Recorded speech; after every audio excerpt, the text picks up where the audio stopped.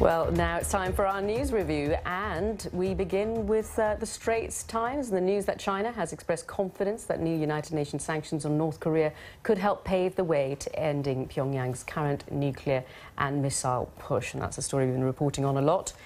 Going to the FT, it reports on tech giant Google, which has become embroiled in controversy after a male engineer published an internal memo which argued that biological differences between the sexes accounted for the scarcity of women filling senior roles in Silicon Valley. Let's have a look at what they're talking about in France. This is one of the main dailies there, Le Figaro. It says the UK's bill for leaving the European Union could amount to around €40 billion. Meanwhile, Downing Street played down the reports that the government's suggesting paying that amount of money in order to force progress in stalled Brexit talks. And the Independent Business section takes a look at how US shopping malls are in decline as shops give way to e-commerce.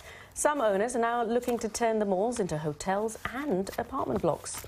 And today's papers are still mulling over that shock outcome of the 100-metre final on Saturday night. This is the front page of today's Gulf News, which has got the photo of Usain Bolt and Justin Gatlin at the World's Athletics Championships. It's ongoing here in London. Gatlin was booed as he received his gold medal. The US sprinter previously was suspended twice for doping.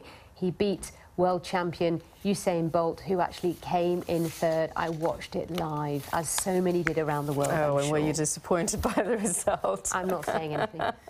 Let's introduce Ollie. We will indeed. Well, with us now is Oliver Cornock. He's the editor-in-chief at the Oxford Business Group. Welcome. Morning, Ollie. Nice to see you. Good morning. Yes, lots to talk about. Absolutely, as always. Well, let's start with North Korea, because that's been dominating the headlines, hasn't it? And that's actually a newspaper from my part of the world. I'm from Singapore. Yeah. That's the Straits Times.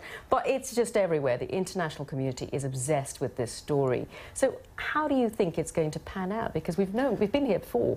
We've had sanctions on North Korea before. And it's against this background of raising belligerence, isn't it? We've seen a number of tests at very provocative times. And at the same time, we also recognise, having seen sanctions put in place before, sanctions, interestingly, that China, of course, North Korea's ally, could have vetoed and didn't. That's an interesting angle. But sanctions, you know, do they really hit the people who are making the decision, the people in power? We look back to Iraq and things like that, where sanctions didn't really make much of a difference. So you have to question what the outcome will eventually be. However, it has to be a good thing that they're talking, and indeed the language from Rex Tillerson, the US Secretary of State, has been very moderate, very moderate in comparison to the President, for example, about the possibility of a peaceful denuclearization, which is what this is all about. And in Asia, where this paper is from, presumably the feeling is much stronger, is much nearer about this raising tension. So you have to say something needs to be done. Whether this is the answer, who knows? As you say, it's important that China back the UN curbs. I mean, that's been the issue in the past, hasn't it, where China hasn't been on board, Russia's not been on board.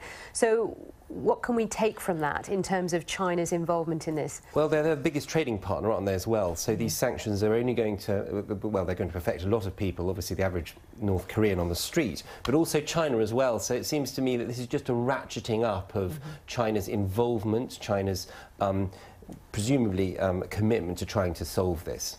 It's quite interesting, actually, because last week we were talking about the relationship between Donald Trump and China getting worse because of his own comments, his tweets about this very issue. They would not want to be seen to responding to that, would they, China? Absolutely not. You know, they're diametrically opposed, aren't they, and have received such a level of criticism. Very swift change from when they met in Mar-a-Lago in Miami. Spot of golf, yes, that's right. Let's talk about Google now. In the companies and market section of the Financial Times, it's pretty much everywhere else as well, actually. But it says Google hit by gender storm after memo on differences. I mean, I thought storm in a teacup myself. Yeah, exactly my feeling. And Google, of course, has a wonderful image as an extremely progressive employer, very right on in the way it has it runs its offices. And I just wondered, as you said, Sally, whether this is a reflection that we can't talk about uncomfortable things. And one of the gentlemen who put this article out said it's a shaming culture. And I think if you talk about these environments and diversity, and it's very fashionable, but if you can't talk about the nitty-gritty and the problems, and the language he uses when discussing the differences between male and female, actually, although a bit stereotypical, is actually very moderate. Didn't he say women need to be in artistic and sort of exactly. social jobs, which is incredibly stereotypical? Very stereotypical. But if we can't talk about this, we have a problem in my mind. And just to say, I mean, he is anonymous, actually. We don't know who he is. It's a 3,000-word paper that was posted within Google on their internal communication system.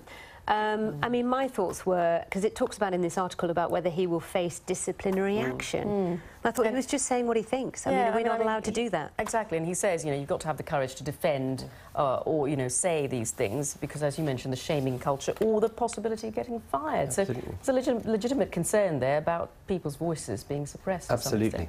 Absolutely. Now, the issue of the cost of Brexit has been discussed and going around and around ever since the decision to leave on the part of the UK. This is Le Figaro saying it's sort of 40 billion euro. Surely it's been everywhere. It's been 100 billion to 60 billion, now to 40 billion. Well, the word that stands out to me is speculative, because actually none of us know, and we've heard, as Sally's just said, you know, these figures bandied around.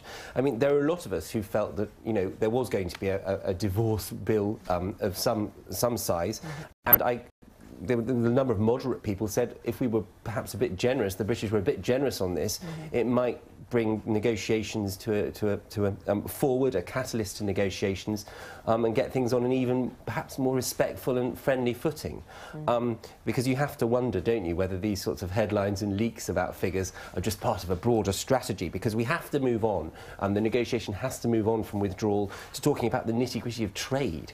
That's what this is all about, really. Yeah, absolutely. And that's what's so important to businesses, both in the UK and in Europe. The world they want this resolved so that they can get on with what the new normal will be and figure out what that means for their particular company. And that's what businesses and investors want. They want some certainty and some knowledge about what's happening. That's going to take a while, though, isn't it? It is. I mean, you know, we're not looking at any discussions on trade for quite some time, and that's a real worry. And the next thing, we've got this thing about shopping malls, rethinking US shopping malls as retail collapses. I mean, will we all stop seeing shopping malls in the future? Is online shopping going to take over the world, and as a result, we're going to see all these shopping malls being turned into sort of apartments and hotels? Well, it's a fascinating story, isn't it? Because the US, in many ways, is the home of them all, the strip mall. And in lots of the countries where Oxford Business Group, where I work, the mall is much more than just a shopping centre. And I'm just wondering whether this is a transition away from the traditional shopping centre. If we look at the Middle East, for example, the Gulf particularly, where the weather is particularly hot, malls are much more than just shops. They're huge social hubs. Escape. And I know that's the same in Asia as well. In Singapore, where ice skating rinks. Yes. And I just wonder whether this is a necessary diversification of a model that's become stagnant. Of course, e-commerce is playing into this. Whether they'll, you know, the figures as investment. I mean, remember, an awful lot of investors go into institutional investors, love this sort of real estate traditionally. Now the values are going down. They're going to have to get on with diversifying. And the difficulty with the US, of course, is they've got all these very old shopping malls right across the country that have been there for decades. Whereas obviously in the Gulf, in Singapore, it's all recent, relatively recent builds where they knew that they had to they were up against Amazon, eBay, the online shopping world. Whereas when these malls were built in Detroit, for example, the one mentioned in this article, the internet probably didn't even exist. Absolutely. So this, to me, is a classic digital disruption story, really. It's a traditional model having to play catch-up at a financial cost. Fascinating, as you say. It's a very different experience in other countries where it's hot. It's actually a great way to escape the heat. We don't have that issue here. Right, let's talk about... might later in summer. Indeed, maybe. Let's talk about Usain Bolt and Justin Gatlin then. I mean, of course, it happened Saturday night, dominated the press Sunday, and even today, Monday, around the world. Did you watch it? I did, yes. I watched it as a replay, not live. But were you struck by the booing? I was, and only because, of course, you always think of sporting things as being very fair and respectful. This did not seem particularly respectful. At the same time, this guy has broken the rules, not once, twice, with amphetamines and testosterone, you know, things that are banned substances. And I think, as Seb Coe said, you know, it made him feel very queasy, the thought of this guy doing this. And I think also it's just the race that he won was Usain's final race, 100 metres in his unbelievable career. So for him to win, it just felt really... It must have been a very galling moment for him. But you know, he was very... he got down on the ground, didn't he, and sort of Well, we're going to jump in, Ollie, because we've got to stop. Ollie Cornock there, Editor-in-Chief at the Oxford Business Group. Thank you for joining us. Thank you too. Have a really good day, and we'll see you very soon. Bye-bye.